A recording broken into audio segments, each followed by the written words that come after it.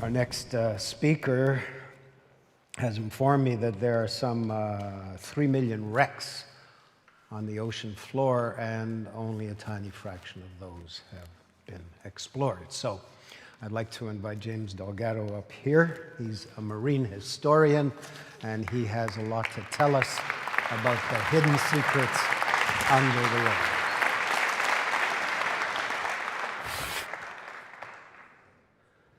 I grew up listening to these words on television, and it inspired me. Space, the final frontier. These are the voyages of the Starship Enterprise, her ongoing mission to explore strange new worlds, to seek out new life and civilizations, to boldly go where no man has gone before. I loved it, absolutely loved it. Little did I realize that I would have a chance to explore the final frontier. Not there, but there. The ocean is the most dominant feature of this planet. It is the engine that drives our weather. It is the source of much of the oxygen we breathe. It is the source of over half the world's food. It is the highway by which we continue to trade. More than 90% of the world's goods continue to move on water in containers. And it is also the greatest museum that we have on the planet. It has been mysterious to us until we began to venture beneath it, from the mythical tale of Alexander taking a glass diving bell, to those who, with diving bells, sought to recover the riches lost at sea, to the invention of hard hat diving dress in the early 19th century, to scuba, to now, where increasingly, not only in scuba, but with robotic vehicles, we are journeying into those depths. Archaeologists arrived somewhat late onto the scene. We began our work there in 1960, when George Bass of the University of Pennsylvania conducted the first scientific excavation of an ancient shipwreck from the Bronze Age, a site known as Galadonia in Turkey, 2,900 years old. Alas, no tablets, but an amazing array of artifacts which led to more excavations, erected another site in Turkey called Uluburun, 3,300 years old. And in that, the demonstration, not only could we go and find things, but by applying science, we could learn more about what was there. We could learn about ancient civilizations. We could learn about how clever and how stupid we are as human beings. Ever since those initial beginnings, excavations like that at Uluburun and Galadonia have taught us much about the past, in addition to that which we excavate on land. Uluburun, 12 separate ancient cultures trading and interacting with each other, a global market, if you will. Excavations of the Spanish Armada some 500 years ago. Archaeologist Colin J. Martin has found amazing disparities that speak to some of the key questions as to why the Spanish lost and how the English won. And in particular, fascinating, is the realization that in excavating the Spanish ships, he's finding beautifully wrought guns, but each one of them individual with its own cannonball made specifically for it. One of the reasons why he figures the English were firing every couple of minutes, and it took the Spaniards up to an hour to return a shot, because at each step of the way, with a huge pile of cannonballs, you're taking a gun scale and going, yep, no, no, no, no, okay, load, fire. All of their instruments have fundamental math errors, and what Colin traces this to is the fact that just about 8 decades previous, Ferdinand and Isabella, while they were busy launching the venture to the New World, also decided to embrace the Inquisition. They decided to make a number of people in Spain no longer welcome, particularly the learned classes, Muslims and Jews. And if you didn't convert, you left. So Spain suffered an incredible brain drain, says Colin Martin, and it shows up 80 years later with them losing the battle and losing the war with England because they didn't understand math. Gotta love it. Archaeology teaching us and informing us. As we have worked through the years, as we have continued to map, we have started first by stretching tapes, taking photographs, pasting them together, but increasingly, as we continued our work, we ventured into the deep ocean. The thought that in the deep ocean more wrecks would be found had been the dream of many. But it wasn't until 1985 when Jean-Louis Michel of Francis Ifremer and Robert Ballard of Woods Hole Oceanographic Institution found Titanic. With Titanic came the realization that thanks to Cold War technologies being applied, we could now venture to the very limits and beyond. We could find anything, seemingly, and with that as well, other technologies that came to the fore, GPS, which enabled us to not only go out into the ocean, but know where we were. The idea of ocean ships now, whether they were private sector or government, being able to go out and systematically begin to search the oceans in their own way, little starship enterprises. Linked not only by navigation to satellites, but ultimately, as we'll see, thanks to the magic of satellites and the collection of that, dare I say it, big data, an opportunity to venture into the final frontier. The other tools that we developed as well, sonar, developed by Marty Klein and others, enabled us to start taking pictures at the bottom of the ocean where you can't see your hand in front of your face. Full confession, I learned to dive many years ago in San Francisco Bay. San Francisco Bay is cold and dark. In fact, when people say, "What diving school do you go to?" I usually say, the Helen Keller School of Diving. In order to see where the eye can't, we're developing new cameras and systems, but we use sonar. And sonar has gotten so precise and so amazing that you can take pictures like this with sound. Not only with side-scanning sonar, but with multi-beam sonar that enable us to continue to map the seabed and to go where no one has gone before. Moses pointed it out. 74% of the planet covered by water, and of all of that, we empirically know about 5%. And when I say we know it, that's because we've taken a picture at the bottom of the ocean. The other night at the party, somebody asked, well, how is it when you guys are constantly surveying with us, how is it that you're not just as you mow the lawn, finding it all? Well, the simple answer is that in many cases, when we look at all of this data, we're drawing a line with sound across the bottom of the ocean. But that line, if you take it and pose it on the map of, say, modern Toronto today, in some cases you zoom into it, and what you see is that the sonar line is basically Bloor Street connecting with Yonge, and everything else is blank. As well, when you mount a sonar on the hull of a ship, and it's not the depth, say, from there to here, when you're going down 1,000 or more meters, there's something called pixelation. And so even though we'll get nice sound pictures, to get something like this, you've got to get in close. When you're up high, the basic pixel up high is basically the size of this room. So imagine trying to find something small in there, whether it's a canyon, whether it's new life, whether it's an old shipwreck.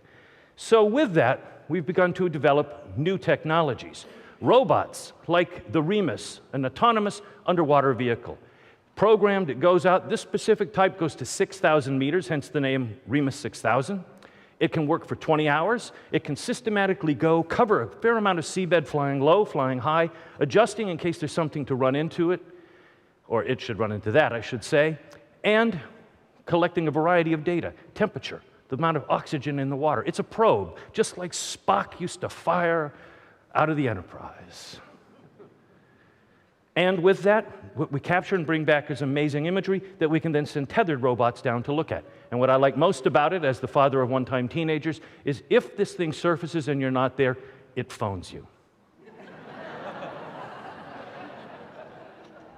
In 2010, I was chief scientist on the last mission to Titanic. And with that, here's 24 square kilometers, narrowed down with the big pixel down to the closer stuff with the AUV.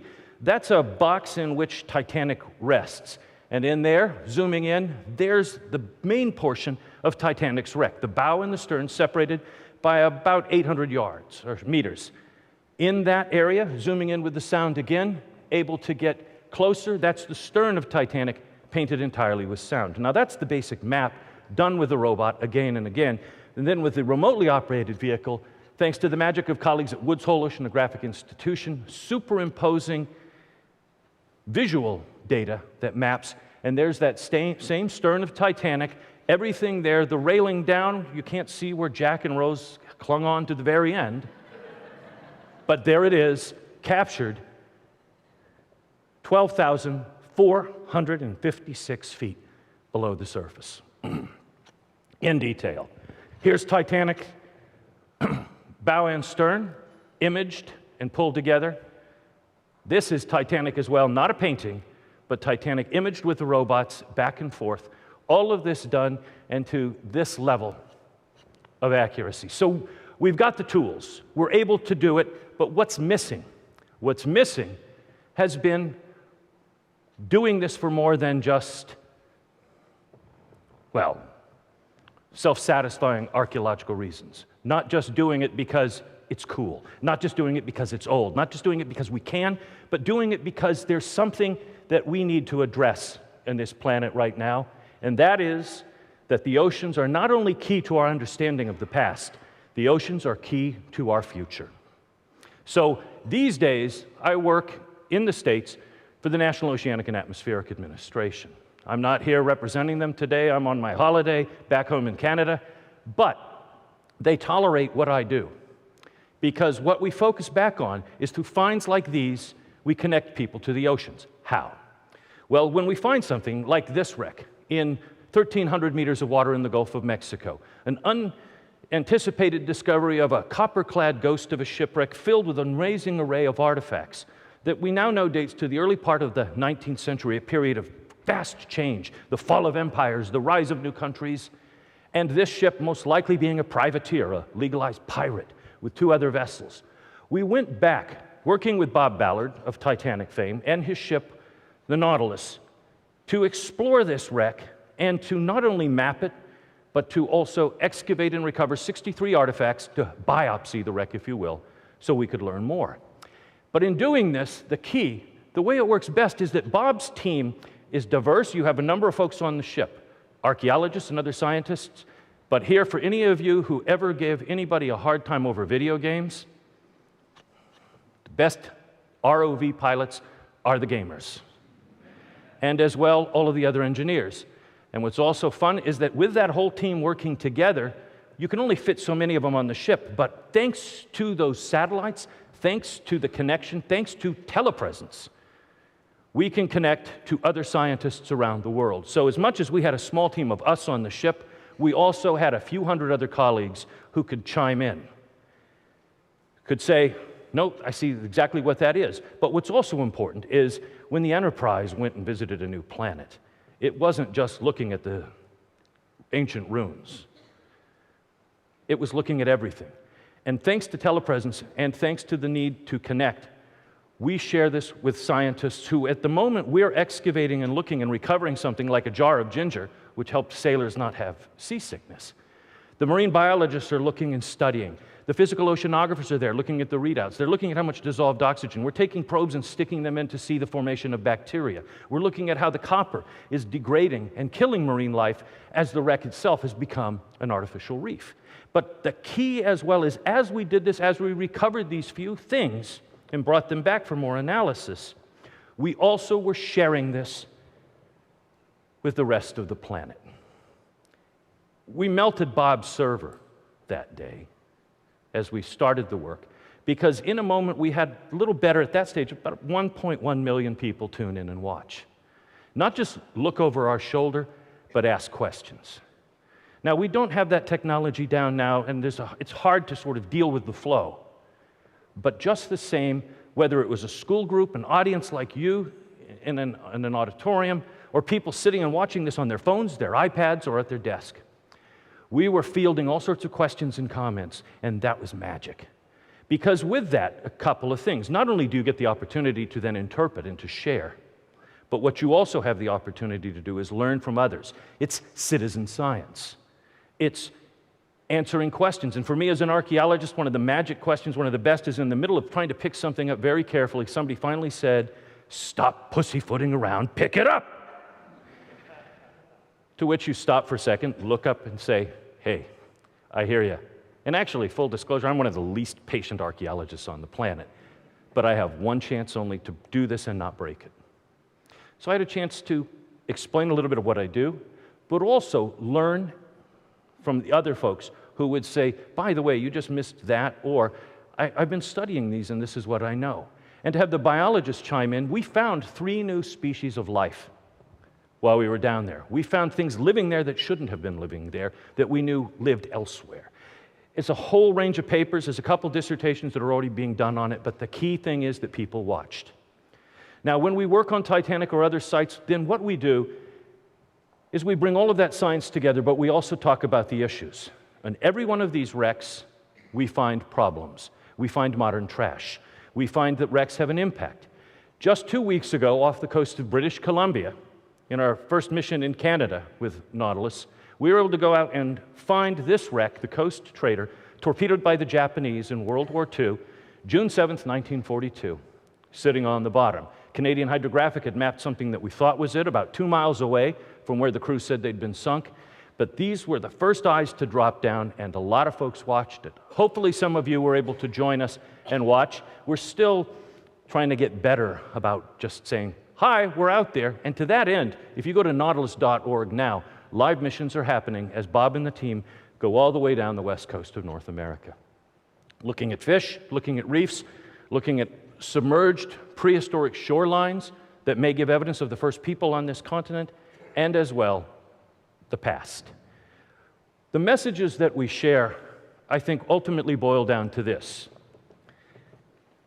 The final frontier is there. It's in your own backyard, and you can be part of it. If you're young, there's plenty left to do.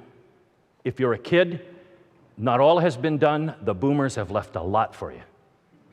And it doesn't matter what your passion is, it doesn't matter what you want to focus on. If you are into robotics, if you're into telepresence, if you are into biology, if you're into archaeology, there's a place for you. You can boldly go where no one's gone before. You can seek out new life. You can find evidence of past civilizations. And you don't need to join Starfleet. It's important that we keep our eyes focused above, but it's also important that we keep them focused there. In addition to this great museum at the bottom of the sea is a very fragile part of this planet which is in trouble. Acid acidification is killing coral. We are overfishing. We are dumping garbage into the oceans, and they are in trouble. Sea level rise is going to drown portions of our coasts, and ultimately we need to find new solutions. It's absolutely key, and the best way to do it is to go, join us, join the Corps of Exploration, boldly go, and make a difference. Thank you.